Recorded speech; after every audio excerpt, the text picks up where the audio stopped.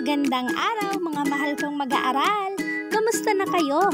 Narito muli si Teacher Ann upang magturo sa inyo ng bagong aralin. Ang paksang ating pag-aaralan sa araw na ito ay tungkol sa mga uri ng pangungusap ayon sa kayarian. Ang mga ito ay ang mga pangungusap na payak, tambalan at hugnayan.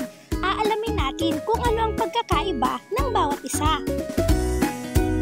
Para naman sa ating MEL competency, natutukoy ang mga uri ng pangungusap ayon sa kayarian na payak, tambalan at hugnayan.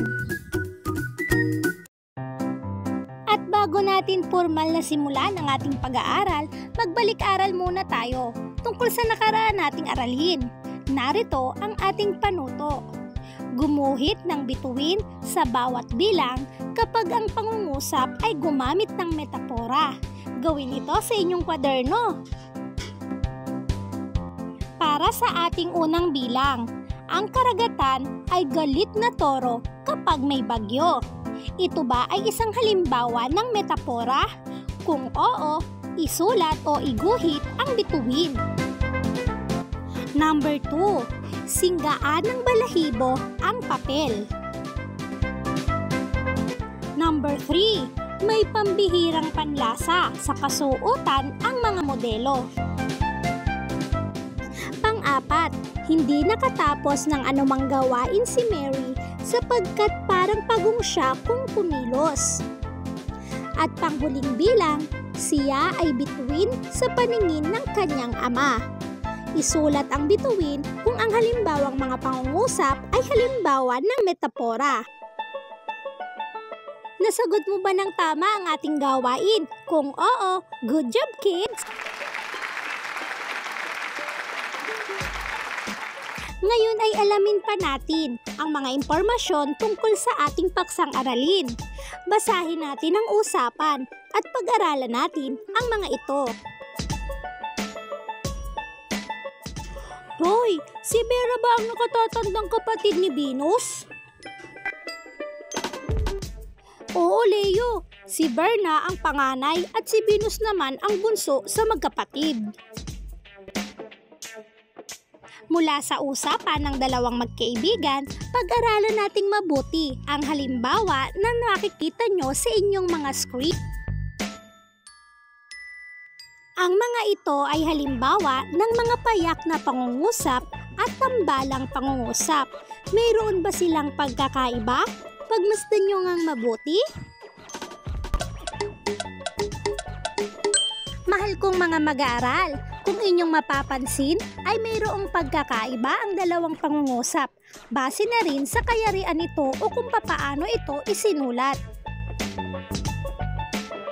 At ngayon ay aalamin natin at tutuklasin kung ano ang mga uri ng pangungusap ayon sa kayarian.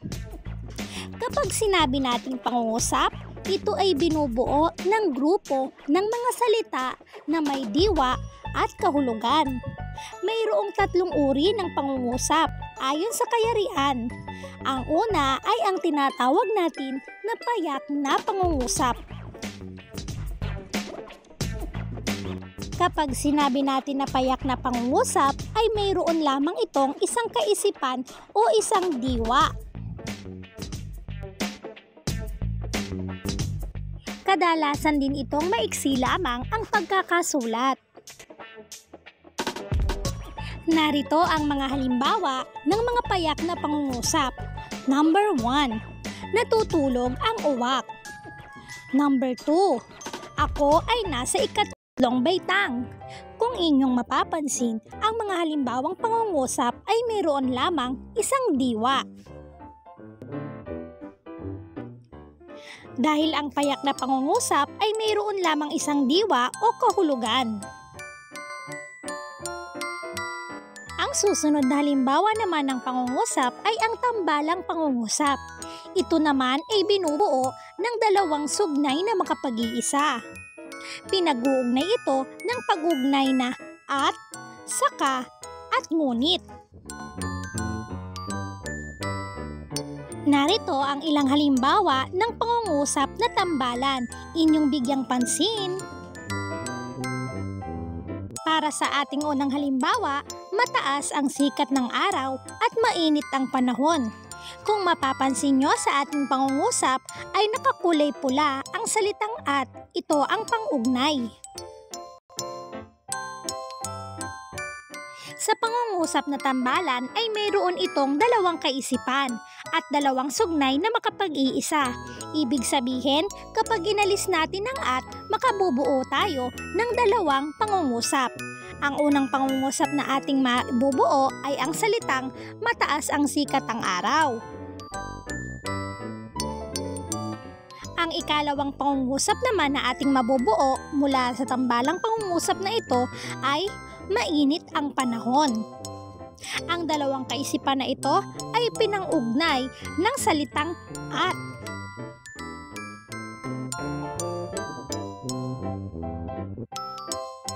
Para naman sa ating ikalawang halimbawa, maganda ang halaman, saka berdeng-berde ang mga dahon nito. Mayroon tayong dalawang kaisipan.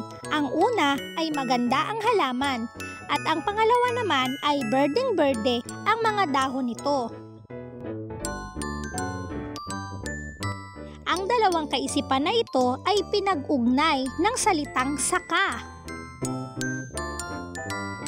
Ibig sabihin, maaari tayong makabuo rito ng dalawang pangungusap kung ating tatanggalin ang salitang pang-ugnay na saka dahil mayroon itong dalawang kaisipan.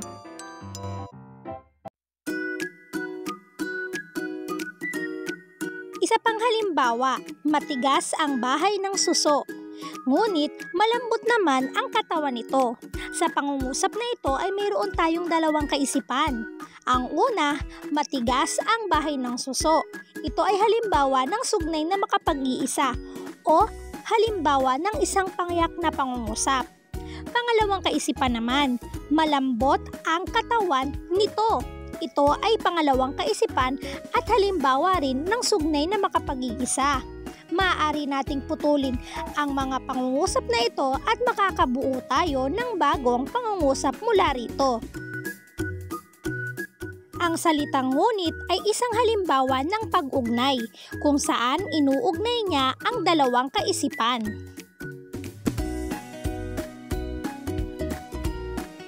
Ikatlong halimbawa naman ay ang hugnayang pangungusap.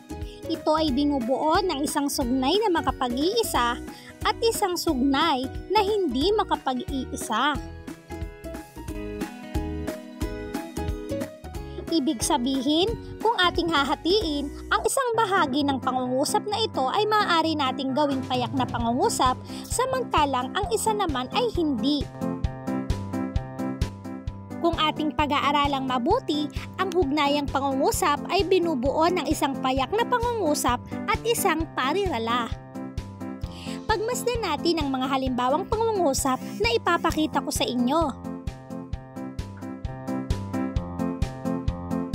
Para sa ating unang halimbawa, nasa sanga ang ahas habang tahimik na nagmamasid. Kung inyong mapapansin, ang salitang may salungguhit ay halimbawa ng isang payak na pangungusap sapagkat ito ay mayroong isang buong diwa. Ang nakapahilis na salita na kulay asul ay isang halimbawa ng sugnay na hindi makapag-iisa o parirala. Wala itong buong diwa, kung kaya hindi siya maaaring maging pangungusap. Silang dalawa ay pinag-uugnay ng salitang pang-ugnay na habang.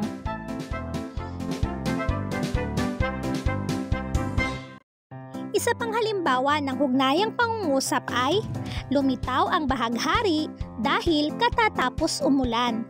Ang salitang may salungguhit, lumitaw ang bahaghari ay parte ng hugnayang pangungusap na maaari na nating putulin at makakabuo tayo ng isang payak na pangungusap.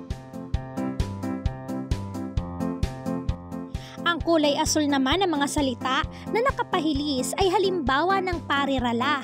Ibig sabihin nito, hindi siya maaaring maging pangungusap sapagkat hindi buo ang kanyang diwa o kahulugan. Silang dalawa ay pinang-uugnay ng salitang dahil. Lagi nating tatandaan na ang hugnayang pangungusap ay binubuo ng isang payak na pangungusap at isang parirala na pinang-uugnay ng isang pang-ugnay. Teka muna, ano nga ba ang ibig sabihin ng sugnay? Kanina pa natin siya binabanggit at naririnig. Kapag sinabi nating sugnay, ito ay grupo ng mga salita na may kahulugan rin naman at mayroon itong dalawang uri. Ang una ay ang tinatawag natin na sugnay na makapag-iisa. Ito ang sugnay na maaaring tumayo sa sarili niya o mayroon siyang buong diwa, may simuno at mayroon siyang panaguri. Kung ating pag-aaralan, ang sugnay na makapag-iisa ay halimbawa ng isang pangungusap na mayroon ding buong diwa at kahulugan. Sa ating halimbawa na lumitaw ang bahaghari dahil katatapos lamang umulan, ang salitang lumitaw ang bahaghari ay halimbawa ng isang sugnay na makapag-iisa. Ibig sabihin, maaari na nating putulin dito at makabubuo na tayo ng isang pangungusap. Sa ikalawang halimbawa naman, nasa sanga ang ahas habang tahimik na nagmamasid. Ang salitang nasa sanga ang ahas ay halimbawa ng isang sugnay na makapag-iisa. Ibig sabihin, maaari na nating putulin ang pangungusap na ito sapagkat buo na ang kanyang diwa. Ano naman ang ibig sabihin ng sugnay na hindi makapag-iisa? Ito naman ay ang bahagi ng pangungusap na hindi makatatayo sa sarili niya dahil hindi ito kumpleto at wala itong buong diwa. Iisa lamang ang kanyang bahagi, maaari siyang walang simuno o di man ay walang panaguri. Halimbawa siya ng parirala. Narito ang halimbawa ng mga sugnay na di makapag-iisa. Lumitaw ang bahaghari dahil umulan. Ang salitang umulan ay halimbawa ng sugnay na makapag-iisa. Wala siyang buong diwa.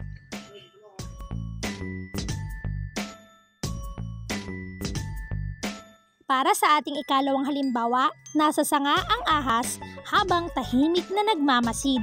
Ang may salong guhit ay isang halimbawa ng sugnay na hindi makapag-iisa sapagkat halimbawa ito ng isang parirala. Wala itong buong diwa at wala itong kahulugan. Kung baga, kulang siya, wala siyang simuno o hindi man ay wala siyang panaguri. Isagawa natin ang ating mga natutunan. Narito ang ating panuto. Basahin ang pangungusap at tukuyin natin ang mga ito kung tambalan o hugnayan. Isusulat nyo ang inyong sagot sa inyong kwaderno.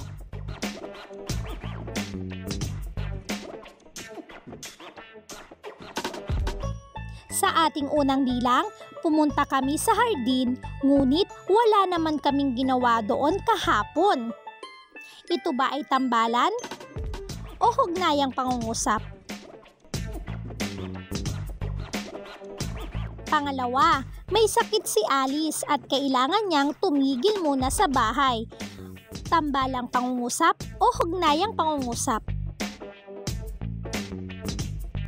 Number 3, nagpunta ang pamilya Maligaya sa evacuation center dahil nangangailangan sila ng tulong.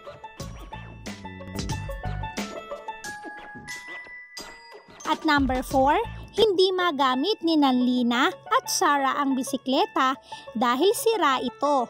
Halimbawa ba siya ng tambalan o hugnayang pangungusap?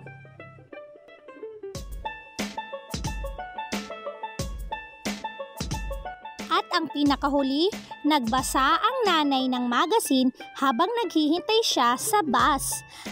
Ito ba ay halimbawa ng tambalan o hugnayang pangungusap?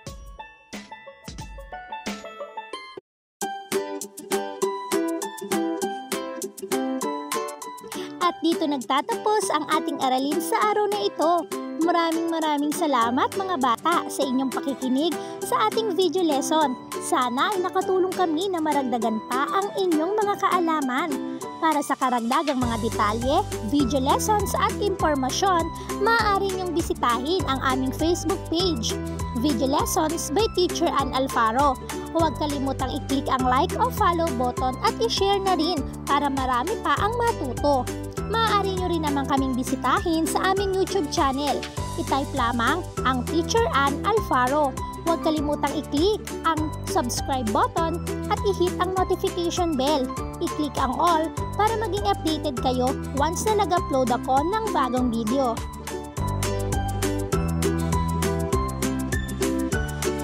Hanggang dito na lamang, miss pa po sa inyong lahat. Kita-kits sa ating mga susunod na videos.